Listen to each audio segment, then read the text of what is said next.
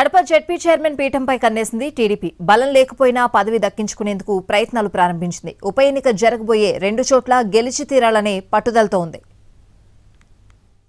ఉమ్మడి కడప జిల్లాలో అత్యధిక స్థానాలు దక్కించుకున్న టీడీపీ ఇప్పుడు జెడ్పీ పీఠంపై దృష్టి సారించింది. ఇప్పటికే ఖాళీ అయిన జెడ్పీ చైర్మన్ స్థానానికి ఎన్నిక జరగాల్సి ఉంది. దీంతో ఎలాగైనా జెడ్పీ పీఠం కైవసం చేసుకోవాలని టీడీపీ భావిస్తోంది. ఉమ్మడి కడప జిల్లాకు జెడ్పీ చైర్మన్ గా ఉన్న ఆకేపాటి అమర్నాథ్ రెడ్డి రాజంపేట నుంచి ఎమ్మెల్యేగా గెలుపొందారు. దీంతో ఒంటిమిట్ట మండలం నుంచి జెడ్పీటీసీగా గెలుపొందిన ఆయన ఇప్పటి వరకు జిల్లా పరిషత్ చైర్మన్ గా వ్యవహరించారు.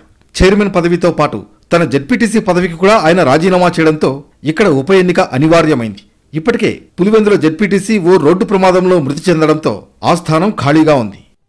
టీడీపీకి జెడ్పీటీసీ స్థానాల్లో బలం లేకపోయినా చైర్మన్ పదవిని దక్కించుకోవడానికి పావులు కదుపుతోంది. అసంతృప్తిగా ఉన్న జెడ్పీటీసీలతో పాటు తమకు టచ్లోకి వచ్చిన జెడ్పీటీసీలతో ఇప్పటికే మంతనాలు జరుపుతోంది.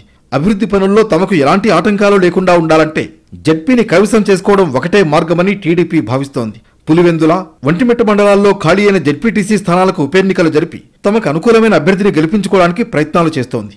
ఆలోపు జెడ్పీ చైర్మన్ ఎన్నిక జరగకుండా జాగ్రత్త పడుతోంది టీడీపీ.